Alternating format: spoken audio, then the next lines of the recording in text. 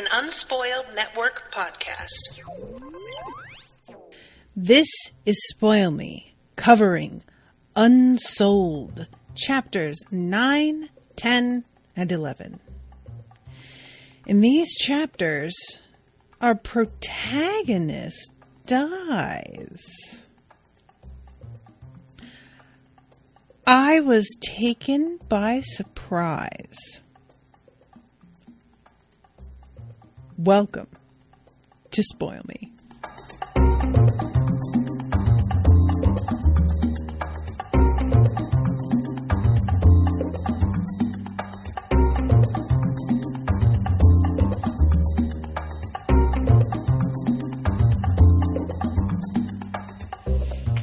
Welcome to the show, everyone. I am Natasha. First of all, thank you very much to Andrew for commissioning this episode. Andrew failed to warn me that our protagonist dies. So, he's back now. He got better. But I really wasn't ready for that at all. And this is one of those beautiful things where even though he gets brought back and it's all undone, it doesn't feel cheap, because that can happen. You guys know what I'm talking about.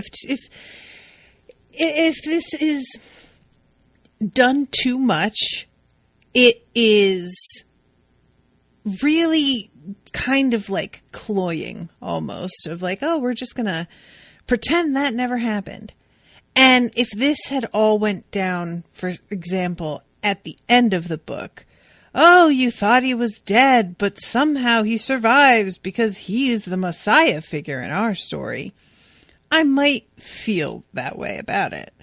And if that does happen, I reserve the right to feel that way about it if I feel that way. But here, it's so early on and so unexpected a moment, and you go into it feeling really good about what's happening. And what I really enjoy is that his death is not due to anything that we would have foreseen. Like, as much as I knew that the Lees were dealing with some sort of portal and that Suriel had been like spotting some sort of anomaly that was like fated to happen, as much as I know that factor exists, that there is something like gods, alien gods, I still would not have guessed that would be the reason that Lyndon dies. I would have thought it would be some sort of like mishap with the contests.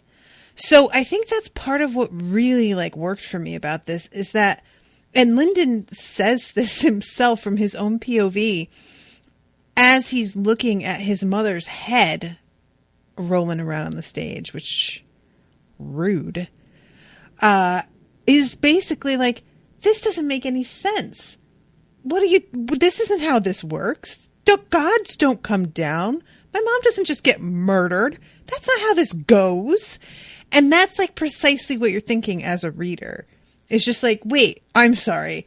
I thought we were doing the like upstart underdog who suddenly finds a tactic that works for him, and we were going to see this like minor victory for him that has lasting consequences, but makes him stronger and he learns how to, and instead you just get this like, it kind of reminded me of, in Mean Girls, when Regina George is screaming at them and then all of a sudden a bus just runs her over. Where you're just like, oh, wait, did that just happen? It's just so not connected to what you've been focused on that it feels almost like I read that wrong. That's not what happened. Is it? No. So anyway, I'm going to back up. I hate to laugh because it's not funny, but you know what I'm saying? Like, I just keep thinking about this fucking dude showing up, who, by the way, is named the Grand Patriarch, and just like, is he ever? Oh, he is the worst. I hate him so much. It is just delightful to get that immediate, like, chef's kiss moment of him being sucked into like a prison of fucking nothingness. Like, it was such a treat to have that happen so quickly after he comes down and starts to wreak havoc. I am worried that's not the last we'll see of him. Like, if it is, honestly, I'll kind of like it, because that is a weird thing to do, to bring a character like this into the fore and have him be such a threat and then just sort of like not be a factor again. So a lot of authors, I think, would bring a character like that back. But the impression that I get is that he is simply meant to give us an idea of what it means to have reached gold level, which he says he's far beyond gold level. I think that's all that, like, we're really supposed to take from this. Just the overall hopelessness of anyone fighting against him, despite the incredible training that they have done. There are people in this community who can do things that are unbelievable, and they still don't, there's no chance whatsoever that they are going to be able to withstand this guy. They go against him knowing that they are about to die. They're approaching it pretty much as like, well, guess this is how it ends. And I just always wonder what that is like. Like, when I was a kid and a teenager, I often saw the idea of death as really, like, fascinating. It's not like I was obsessed with death or anything, but, you know, you just wonder what happens next. And I wasn't really, like, afraid of it, because of course when you're that young you don't get how final it is. You don't understand it. That is, unless you are an unfortunate kid who's experienced loss, and then you know. But if you haven't, you don't quite know what you're talking about. And I've reached this point in my life now where I'm beginning to really understand the fear of death in a way that I haven't before, because it's so quick, guys. Like, life, I always was under this impression, bless my boots, as a kid, that if you, like, by the time you got old, you were ready for it. That, like, you get old and you know you're getting old, and you have lived your life and you're aware that you got your turn, and that you are ready to settle down and live differently than you did, because you experienced that phase of being a teenager, of being in your 20s, of starting a family or not, whatever. And that you are aware as you get older that your time is either running out or shifting. You are in a new phase. I didn't realize that's not how it is at all. As you get older, you look up and realize that you are in a new phase and you didn't notice. You're in a new phase and you didn't know the other one was ending, and you're like, wait, but I didn't finish. Wait, hold on. Like, you want to go back and fix it because you thought you had more time. And now all of a sudden you're 35 and you're like, but that's, hold on. No, I'm not there yet. What? And there's just something, like, about that sort of loss of kind of the time having passed, and you don't appreciate it at the, like, in the moment, or notice it passing, because you are so focused on everything else. You are focused on the future. You are focused on what is wrong. You are focused on misfortunes or things that you fail to truly appreciate where you are, in a way that I don't think a lot of us get back after our teenage years are up. I feel like early 20s, that enjoyment of the moment begins to really go away. And that's part of why I think the memories of our teens and 20s are so vivid, is that we were really in the moment during those periods of our lives. And as we get older, our brains just like go in 30 different directions and don't absorb. Anyway, all of this to say, these elders who gather around in order to face down this grand patriarch, knowing that they are going to die, and not having walked in thinking they were facing anything like this at the beginning of this, like nobody knew anybody like this existed is the vibe I'm getting. Or if they did, it was so detached from their reality because it had been seen so infrequently that it was sort of treated like the way that we think of stars, where like, yeah, they exist, they're out there, but they don't affect us. They're too big an idea for us to even like relate to, and I admire the fact that these people were fucking ready. They're ready to die. And I don't know that I could fucking have that kind of grace over that, like nobody would ever call me graceful is certainly the first thing. All right. So I'm going to back up and we're going to go to chapter 9. I should mention that I had to kind of rush through the end of the last episode because I was running out of time, but I said something comparing this all to like the Olympics because of the, sort of the idea of these nations getting together and having these like really elaborate presentations to represent their area and what their strengths are. And I'm trying to remember because the Lees, their name is one that I really remember, but I think the other ones are Kazan. That's what it is. And really the vibe there is the Kazans are the dwarves and the Lees are the elves. Like the Kazans are wearing armor and have stone dogs for mounts. And there's a very like earth heavy sort of feel to them. They are grounded in this way that feels really like, there's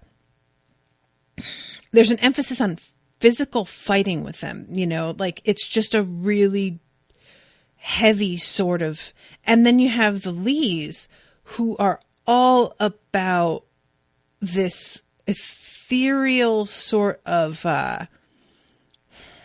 decoration, I guess is really like the word here, because they have remnants that they use to like walk ahead of their procession.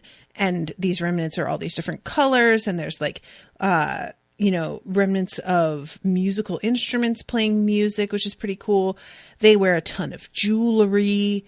And what we are sort of reminded of is that either way, the Wei clan makes fun of them. The Wei clan sees both of them as inferior in one way or another.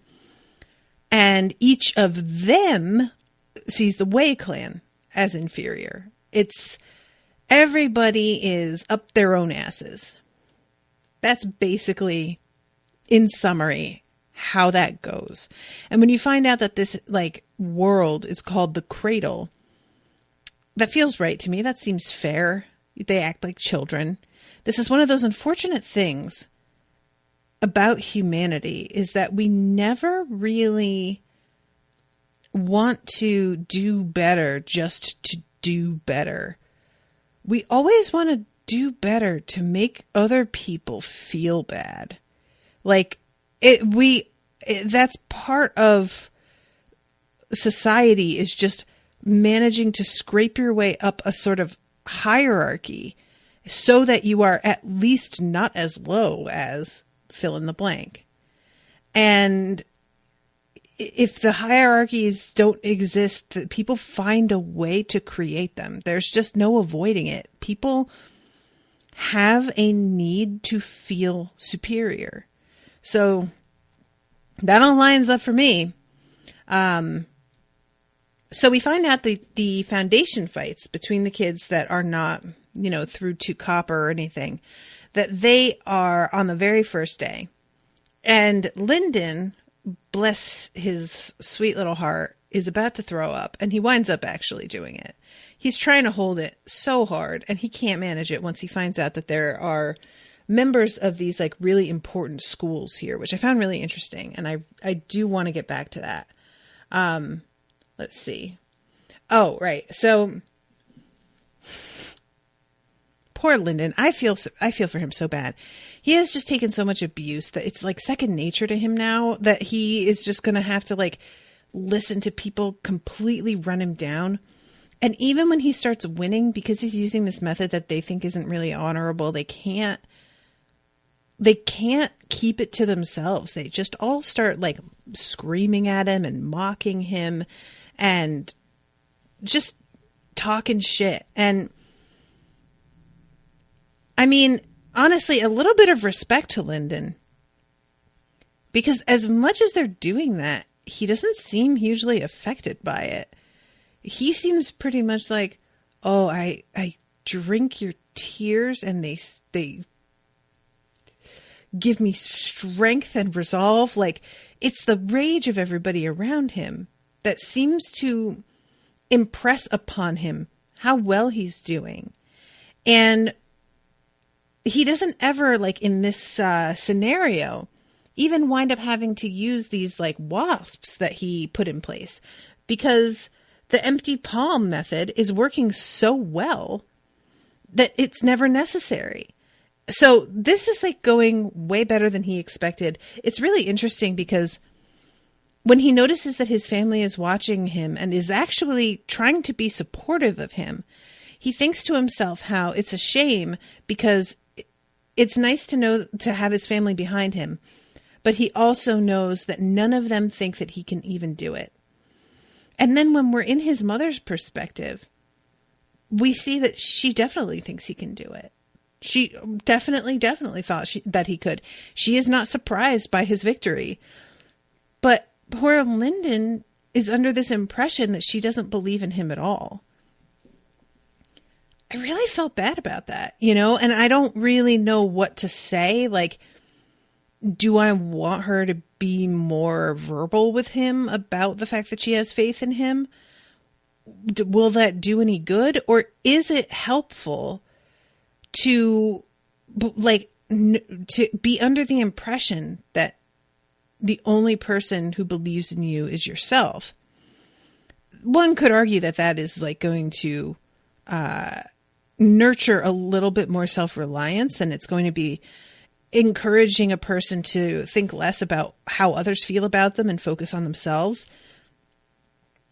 I mean, I think most of us could stand to think a little bit less about what other people think of us. So maybe it's good that he thinks this, but also like having people believe in you can mean a lot. And I don't know. I don't really know if I would want her to like correct his thinking there or not. But yeah, so he sees that there are these people who are here from the sacred schools. And I wanted to mention this because it's something that's sort of interesting to me, but I don't know at this point, because of how the story goes, exactly how much this is going to come into play. Let's see. Actual school disciples, the elites of Sacred Valley. Now that he was watching, he could pick them out. A young woman with purple robes and a crown of ivy represented the fallen leaf. The boy, wrapped in white and gold, seemingly even younger than Lyndon, would be there for the Heaven's Glory School. The man for the golden sword wore plates of iron sewn into his clothes, and his gold steel sheath gleamed. That left the old woman in gray to represent the holy wind, and as far as Lyndon could tell, she was absolutely ordinary. So this is really like, I know I keep trying to sort of line things up with the four elements, and it's probably not really accurate. It's hard to not do it automatically because, of course, fallen leaf makes you think of earth, holy wind, air, and if we're going fire and water, then I would think Heaven's Glory would probably be water and golden sword would be fire. But I don't know that that's what this author is even trying to do. So I'm going to shut up about it. The three clans didn't account for the entire population of Sacred Valley, but they ruled by virtue of superiority in the sacred arts. The four schools were on another level entirely. They focused completely on the sacred arts, to the exclusion of all else, and their disciples were selected from among the best of the clans. Wei, Li, or Kazan, it didn't matter so long as the disciple was promising enough and wasn't so old that they couldn't still switch paths. It was said that any jade expert from the schools was on par with the patriarch of a clan, and each school had enough jades to tear every Wei to pieces. A school disciple would be well within his rights to strike an ordinary clansman down with no explanation. If Linden's fight offended the senses of the honored guests overhead, they could kill him from where they sat. The patriarch would more than likely apologize for wasting their time. And I love that when his father shows up and tells Linden to wipe his mouth after he just vomited, all he has to say is, "There are worse things than a clean death." That is not super encouraging, Pops. Can we just be cool about this and maybe not act like your kid's going to die? And I assume that he's going to have to come in contact with one of these schools, because there seems to be a sort of like prediction in seeing where the exits for the cradle are, but I'm getting ahead of myself here. So there's so much to talk about. I'm going to kind of skip ahead, because Linden facing down all of these different people and managing to take them down seems interesting in the moment, and then it turns out to be the least interesting thing happening here. His mother, Sisha, I think is her name. Sisha is watching the Lees because she's got an idea that there's something going on, and she sees a couple of elders leaving, a couple of Lee elders, and they are like Jade stage, ducking out of the arena and going off on their own, and then a couple others going with them. And she follows them into the woods, and she sees them assembling this portal. And we get to see some pretty cool magic here, where she like creates a different, makes sure that her clothes are the proper color for the Lees and all of this.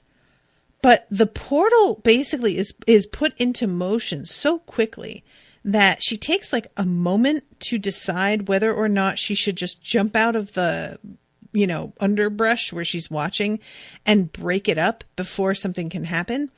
But it works so quickly that she doesn't even get the chance to finish asking the question before something has come through. I should mention that it seems a couple of remnants are used to like fuel this circle. And I really felt bad for the remnants. Like, I know that they're incorporeal, but it does seem like they experience pain. Or at the very least, they have their own wills. So they're like in cages initially, and that I didn't feel great about. And then they start to, they begin screaming as they like dissolve. I just did not like it at all. Anyway, this man is standing there. He's wearing black furs. He has diamonds in his ears. Silver chains held diamonds on his chest, and yet more silver and diamonds on his fingers, as though he'd chosen to bedeck himself in imitations of ice. He wore his black hair short, but streaks of white ran through it like a tiger's stripes. Those were his ordinary features, though, the facts about him that her panicked mind couldn't help but catalog. They were not what she noticed first. When he appeared in the circle, he stretched his wings. They unfolded at least 30 feet from tip to tip, and the structure of bones and tendons were coal black. But the skin that stretched beneath them between them was pale and colorless, as though he'd stripped the wings from some giant Arctic bat. He grinned, flashing fangs. There's nothing so grand as a second chance. So this motherfucker is a demon. Like, pretty much. I don't believe in demons. I mean, just straight up, I'll just say, I find movies with demons in them to usually be the least scary things ever, because I find the idea, the concept of demons to be hilarious. But we're in a different world, and this motherfucker sounds like a gargoyle that just happens to have like a human face. He is just as bloodthirsty as any demon that I have ever heard of. And evidently, the Lees have tried to summon him before and failed. And they are very nervous about trying again, because they say that if they fail, he is going to punish them. And they all sort of like react at the thought of being punished by this guy. It's clear that they know what that entails, and they are not interested. When Sisha hears him called Grand Patriarch, she's like, well, how the fuck does that work? They're not supposed to be able to live this long. So does this mean that he's an immortal? Are we doing this? He asks, tell me, have the 4 beasts come home? And this makes me wonder if that is what winds up tearing the world apart later. Because we find out from Suriel that there is some giant fucking creature that just like walks through the valley and destroys everything. I'm wondering if it is one of the 4 beasts. He says, no need to answer. You still live, so they remain abroad. I should like to test myself against them once the valley is united. And that makes me wonder about this guy, because like he seems to be pretty confident about this, that he could take one of these down, which makes me kind of wonder if like that is going to be the capacity in which he reappears again. Is Lyndon going to need his help? I hope not. I don't like this guy. I don't want him involved in anything ever again. So they say to him, this one has prepared something for you. Without raising his head, the elder lifted an object in both his hands. It was something as mythical as the wings on a human being, something Sisha had never expected to see. A gold badge edged with a scepter. The Grand Patriarch took it, chuckling. I had forgotten this custom. Are there any other sacred artists of the gold stage currently in Sacred Valley? Not to this one's poor knowledge, Grand Patriarch. Then it will do. If there were, I would have you craft something more valuable. Gold is entirely deficient to describe the current state of my advancement.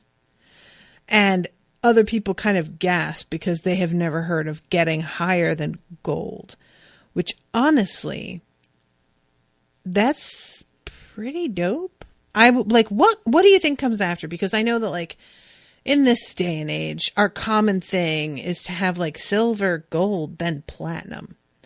I don't want platinum next though. I don't like it. And here's why. Because we've got wood, copper, that's a metal. And then we go from copper to iron, another metal. But then when we go from iron to jade, that's stone. It's a precious stone. Copper and iron are so different that even though they're both metals, I don't really feel bad about them being next to each other. It's just that there are, as far as we see, 3 totally different substances altogether. If we're going to go from gold to something else, diamond, I guess, if we're going to go to another stone, maybe, because I don't want another metal. I'm trying to think if there's anything. Probably diamond is like the most we could. I don't know. Anyway, they are talking about, the Lees are talking to this Grand Patriarch, and they're seeing him like heading straight towards this festival. And they're like, we had this whole plan about how to like show you to everybody and people could be respectful of you. And he's like, respect me. I don't need their respect. They are not worth that. They're going to bow. I'm going to take care of this.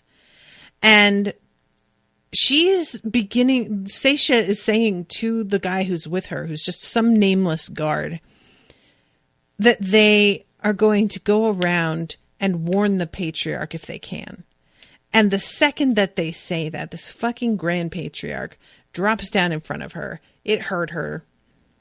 And she says she closed her eyes and accepted death.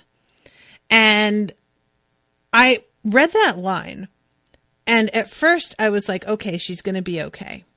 Like, when it says she accepted death, I fully expected that this demon creature was not actually going to hurt her. I thought she thinks it's going to hurt her, but instead it's going to enslave her in some way.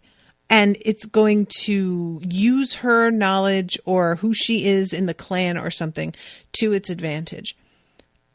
I gave this thing a lot more credit for subtlety than it deserved. I read that and then I stopped and saw accepted death. And I was like, oh, that could go either way. It could go, she accepted it, but then it didn't come. Or she accepted it, and that is the euphemism for it happened. And I couldn't decide. And when her head shows up later, I was like, oh, man, this blows. So we go back to the tournament. Lyndon is still winning.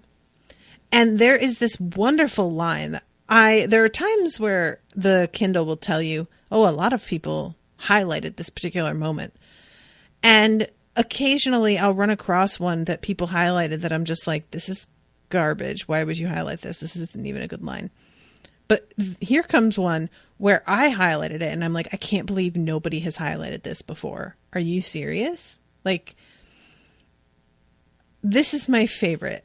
The artists of Sacred Valley acknowledged victory above all else, even when it tasted sour, even when they suspected him of cheating in some way, they still respected success. If that isn't the fucking American people, I don't know what is. Motherfuckers don't care if you got your shit by legit means. They don't care if you maybe had to like kill a few hundred people for it, as long as you like didn't personally do it, then it's respectable. They don't care if maybe you stole your ideas, maybe exploited some people, took advantage of some people. It does not matter. If you won, then you won. The end. And I can't tell you guys how disgusted I get by that. I have such a hard time accepting any sort of victory or success of my own without immediately qualifying it in some way. Being like, well, I mean, the podcast has gotten successful, but... And I'll immediately be like, make a bunch of different statements to sort of make it like it's not that big a deal, or it was an accident, or I got really lucky. I never want to like take responsibility for what I made. And I wish that I had this sort of attitude, because I know so many people who clap themselves on the back with pride for having like succeeded at a thing that I fucking know for a fact they succeeded because somebody gave them something. They did not earn that success. They didn't find success because they like worked for it. They had an enormous advantage of some kind that they blithely ignore. And this like idea that Lyndon knows that and decides to sort of use that against them. He's like, yeah, I know that you guys really don't care. Like, you talk about honor and that's all well and good, but when it comes down to it, it's going to be about whether I won.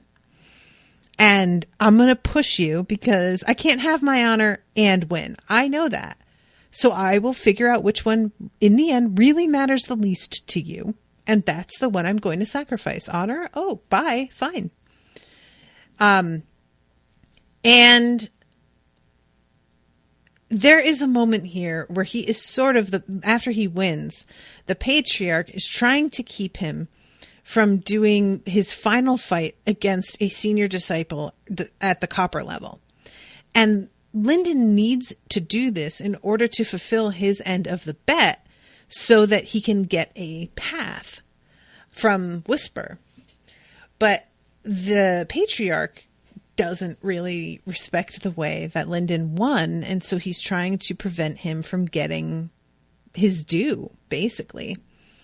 And Lyndon pushes and pushes until finally he is granted his moment, but he has to go up against the patriarch's own son, who is really like described in this sort of like anime way of just being like really imposing and having gorgeous hair. And it's just really funny. So Lyndon is in the middle of like prepping mentally for this fight that he's pretty sure he's going to have to use the Hornets for. Like, he's just glad that he still has them there, you know? When the Grand Patriarch lands in the middle of everything. It is mayhem.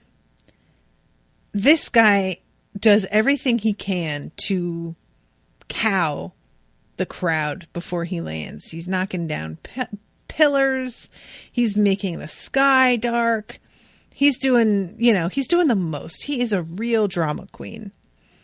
And the patriarch is like, it looks for a moment like this dude slashed the patriarch's head right from his shoulders. It took me a second. I had to go back and reread the paragraph here a second for like a couple times, because there was something, what happened here basically was that the patriarch creates a illusion of himself, hoping to fool the Grand Patriarch into thinking that he has been killed, when in fact he's basically veiled off at another spot. Which, there is definitely a part of me that feels like that's a bit overpowered to be able to do that sort of thing. But then a second later, the demon, as I will call him, reaches off into empty air to his left. And it turns out that he knew that patriarch was standing there, and he rips his heart out and rips his son's heart out. It's really rough. I mean, it's just so incredibly like bold. Is bold the right word? He just walks up in this bitch. Like, really? And I just can't get over it.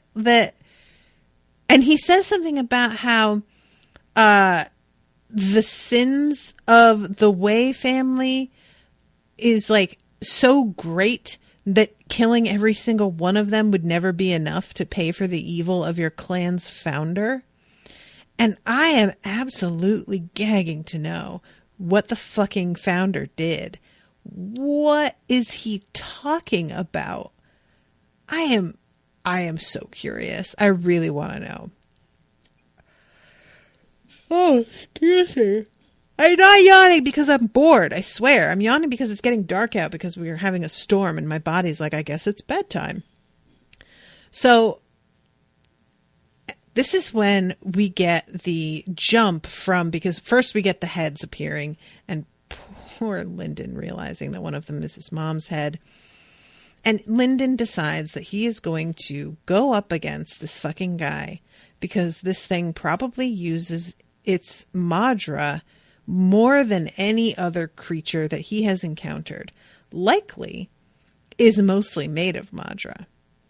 And as soon as he thinks of it, Lyndon kind of is like, oh, that's the stupidest fucking idea. There's no way that's going to work. No way is that going to work.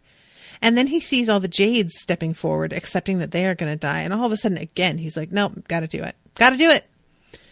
And he steps forward and does it. And nothing happens at all. This was great. Because I really thought he was going to do some shit. I really thought what we were going to see here was maybe not that he would like win, but that he would like, cripple this god enough that they would be able to take care of him, the Jades. And instead, fucking nothing happens. And then This is so amazing. The casual slap of a gold struck hard enough to knock him backward off the stage, but somehow it didn't hurt. He landed in the dirt, but the air had already vanished from his lungs. His mouth flapped open, trying to grab a breath, but it was as though the air had disappeared. He tried to sit up, but nothing happened. He remained on his back, his head shaking from side to side. Lyndon strained his eyes, looking down to see how bad his injuries were. I'm still dreaming, he realized when he didn't see his legs. Ooh. Ooh. As soon as he says that, I'm like, no. Oh, no. Because that's not like, I'm missing a leg. That's not an injury you survive, you know? As soon as that, I was just like, are we doing this? And sure enough, he's looking at his family.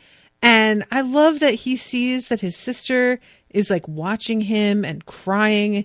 And then he looks at his dad, who isn't even looking at him. And for a minute, he's just like, well, this kind of sucks. And then he dies. That was Lyndon's last thought before he died. And I was like, wow, okay. So then we go to Suriel.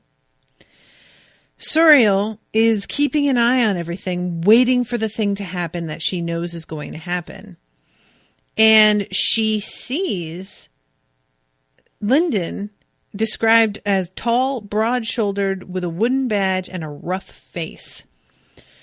She notes that he has a Madra deficiency. And I really liked getting to see from the outside an assessment of what's going on with him. Because, you know, as readers, it's easy for us to sort of like discount entirely a culture's assessment of a person when we don't understand that culture and we feel that the assessment they're making is cruel.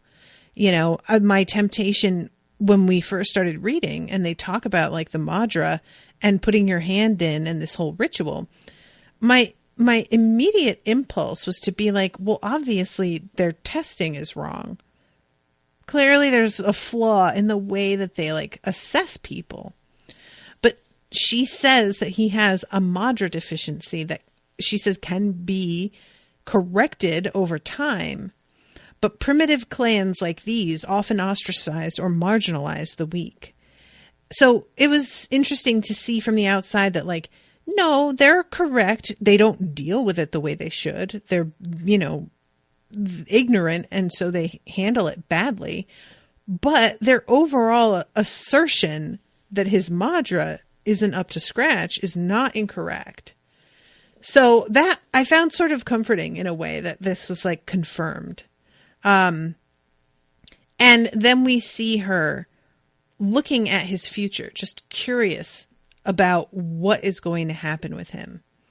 And she sees him eventually getting to the iron stage, and he has a family and he has children. He dies in a dread god attack that claims a quarter of the valley decades hence. Dread god. I don't like that at all. So she gets interrupted here by the arrival of fucking dickhead over there. She watches him killing all of these people, and is just sort of like, all right, well, I'll undo that. I'll undo that. I'll undo that. So it's actually kind of nicely done how quickly we as readers understand that this is all not a permanent problem, but it doesn't, like I said, it doesn't feel cheap despite that. I didn't feel ever like, oh, come on, really? She's just going to go in and undo it? I didn't feel that way. So then she watches as Lyndon tries to stop this fucking creature that he is no match for at all. And she is kind of impressed with him. And it says, this was the sort of person the Abaddon were created to save, the weak who stood against the strong, the sort of person the Phoenix was meant to save, the sort of person who might, with a little outside help, even reach beyond their fate. His life guttered out, visible to her eyes, but that meant nothing before Suriel. He was only dead. I loved that line. She changed her plan. She had meant to freeze time, retrieve the trespasser, revert the damage he'd done, and leave. With a delicate adjustment of memory, the locals would never notice their day had been interrupted. Now she had a new goal. Machiel wouldn't be pleased, but this event now fell officially under her purview. She could handle it as she saw fit, and she saw fit to make the trespasser sweat. I am curious about this because he gets thrown into jail pretty quickly. So I don't know what that means by making him sweat, but I don't know. So yeah, I love as soon as, she starts to like reverse things. Lyndon is like, I must be dying. And then he looks around and sees his legs like coming back towards him. And the sky growing brighter and brighter. And eventually he notices Suriel and says, no, wait, please, I belong here. This is my homeland. And eventually is pulled into this like hole in space-time. It's a pretty wild scene. Markuth stood with his chest heaving and a sword in his right hand, but he didn't attack. I have not violated the pack, nor upset the balance of this world, nor defied the Abaddon. I demand a trial before, and she's like, oh yeah, I'm sentencing you to a trial. Don't worry, you're going to get your day in court. It'll be fine. A black spot appeared behind the green-haired woman, a point of absolute darkness. It widened so that Lyndon could see a few spots of color within, like a distant cloud of rainbow-colored fireflies. Markuth continued being dragged backwards as though that spot called him inexorably toward it. As the gold came closer to the woman, he roared and spread his wings wide, raising his strangely twisting sword. This motherfucker tries to cut her down. If you don't get the fuck out of here, what do you think you're doing? You think you can take this bitch? Are you high? Get the fuck out of here, dumbass. So she comes over after he gets sucked into the hole screaming. So satisfying. She comes over to talk to Lyndon, and she gives him a chance to see his fate.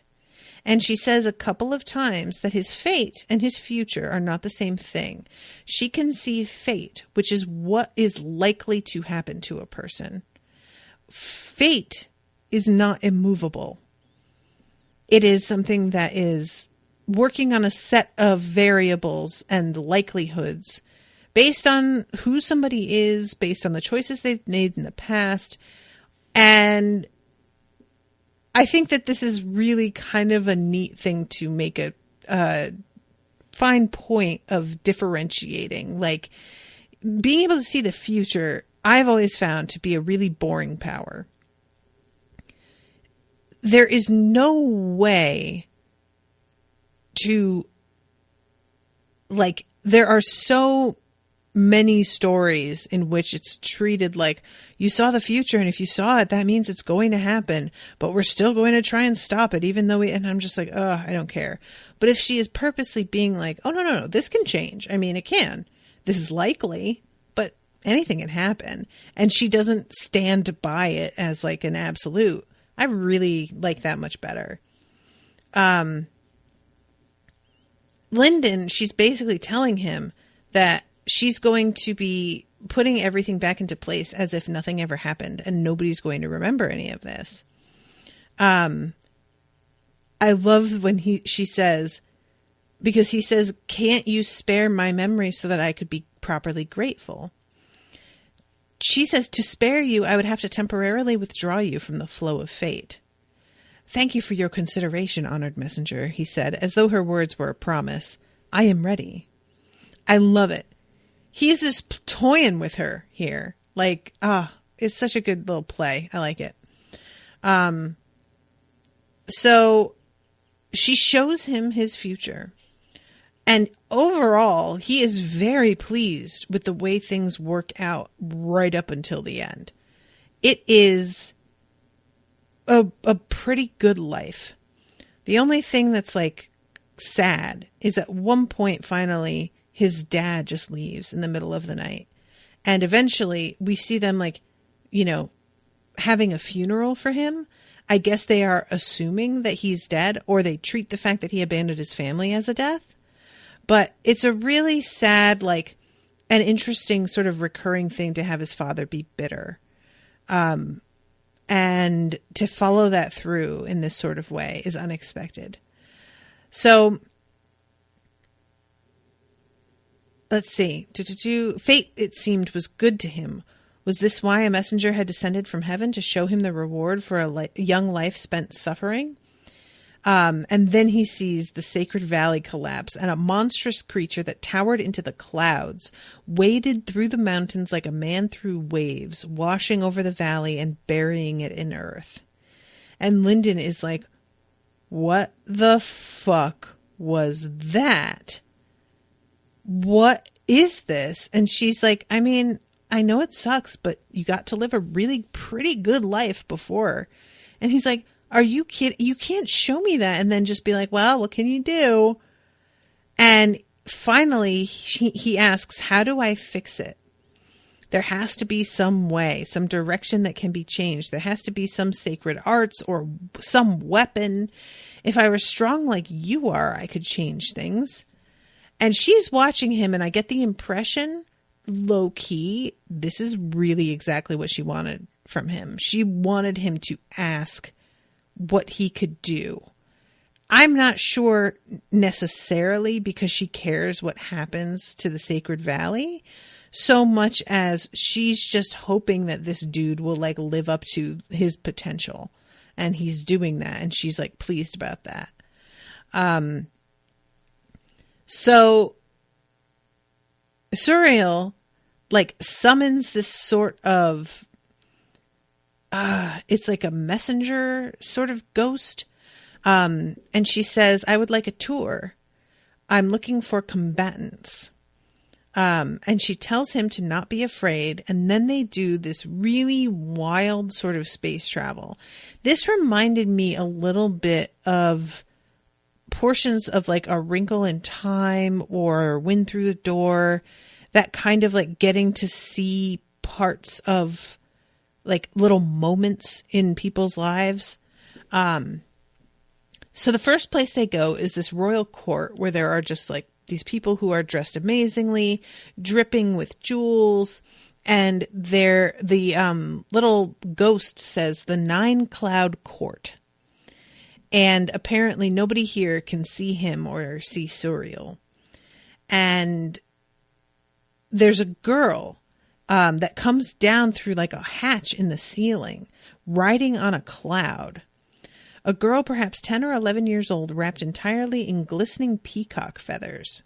Her hair was an impossible fiery red, and she surveyed her elders as though looking down on her subjects. Luminous Queen Shamiara, the ghost said, path of celestial radiance. And she has a forged sword of blinding rainbow light. And Suriel says to him, Shamiara inherited her Madra from a noble lineage stretching back to the birth of this world. In 3 days, she will use that sword to sink a fleet of cloud ships, saving her capital city from an attack by air. If you had her power, you could save Sacred Valley. And Lyndon thinks that this is Suriel being like, here's somebody that you can team up with. But immediately is like, you will never get there. It will be, your fate is an absolute certainty on that. If you tried 1 million times to go to the 9 Cloud Court, you would die before you reached her 1 million times. Which you really, when she says this, you're like, well, then why are you telling him then? And it turns out, I think, that maybe this is my assertion. I don't have evidence for this, but I'm thinking that maybe he might be told about these possibilities by someone else later and be like tempted to follow those threads that don't work out. And she's sort of letting him see things and being like, I know this sounds like it would work, and it would, but you're not going to make it.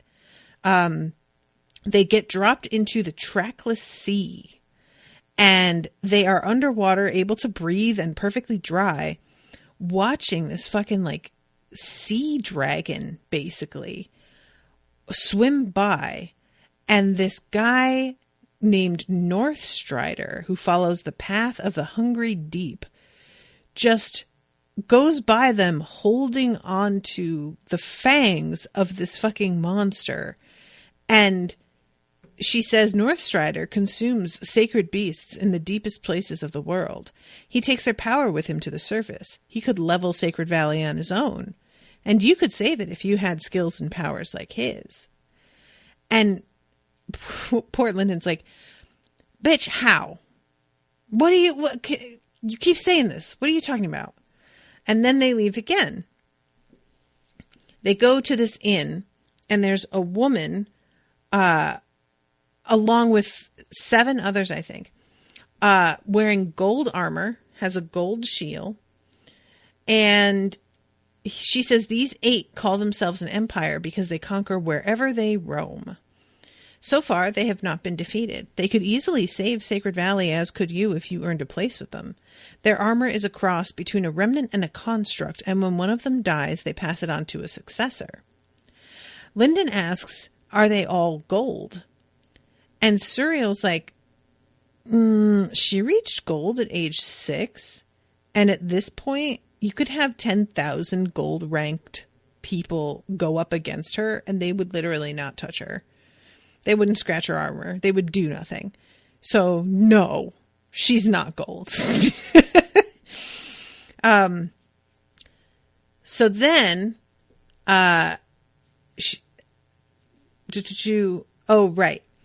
she takes him away from there, and as they're traveling again, asks him what the common denominator is amongst all these people. And what it is, in the end, is commitment. And she's like, they pursue the sacred arts with absolute dedication. And he's like, well, then that's what I'll do. And she says none of them built their power from nothing in a mere 30 years. There's a lot of them like having histories of family with a lot of Madra that they like inherited. And he keeps insisting that he'll be able to do it. And she's like, I don't know. But then says, well, not without help.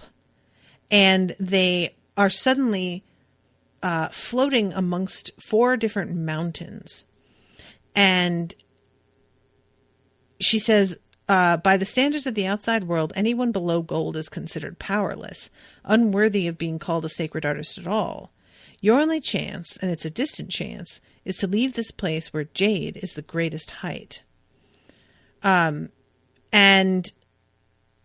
let's see, I'm trying to find the spot where she points out. Here it is. Suriel waved a hand, and 4 green lights shone like beacons. There's an exit on each of the peaks guarded by one of the schools, but leaving will be very difficult. There is a way. And she shows him this girl who is really, obviously kind of a tough customer. She is covered in scars. She is, carrying this weapon that's kind of like extremely basic. She's not wearing a badge, and she is cornered by enemies in this scene, and they go up against her, and she crouches like she's ready to fight. And then the scene changes and they pull away from here. But Suriel tells him she might not have the skill to save Sacred Valley, but she can help you leave it. With her guidance, you may both leave this valley alive. She, too, has a fate that needs changing. So, yeah, this is like the path that Suriel is giving him. He asked if he could have a path if he won that fight, and he's getting one. That's for sure. She tells him that if she lets him keep these memories, it'll change his fate and his life will likely be harder and shorter. And he has one last chance to choose to forget. But of course he doesn't. And she lets him watch the rewind, basically, as she sets everything right as if it never even happened. And she gives him a token that is like a bead about the size of a marble. that has a little flickering blue light in it. And she tells him that it's not something that he can lose. It's attached to him by strings of fate, I think she says, or of spirit. And that she will be able to trace that to track him down at any point. It's not a two-way thing. He can't use it to communicate with her, but it ensures that she will be able to locate him if she needs to. So she tells him, move forward, stay alive. I will come retrieve you when you've grown. Go with the way, Lyndon. And then she disappears, and we are back to the spot where the patriarch is telling Lyndon that he wouldn't lose face if he decided not to go through with this fight. And it says he turned from the patriarch and bowed to the representatives of the 4 schools. And I'm like, oh, what is he going to say? What is he going to say?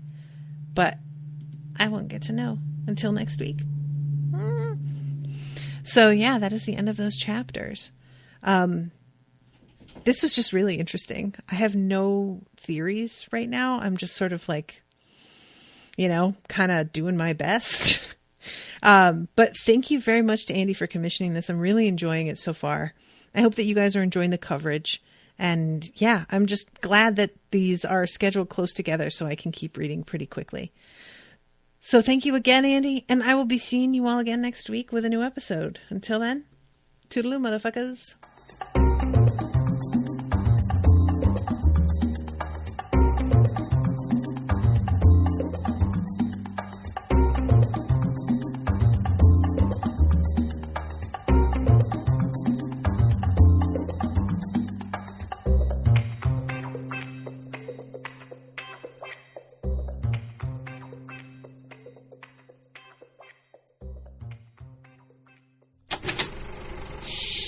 That was an Unspoiled Network podcast.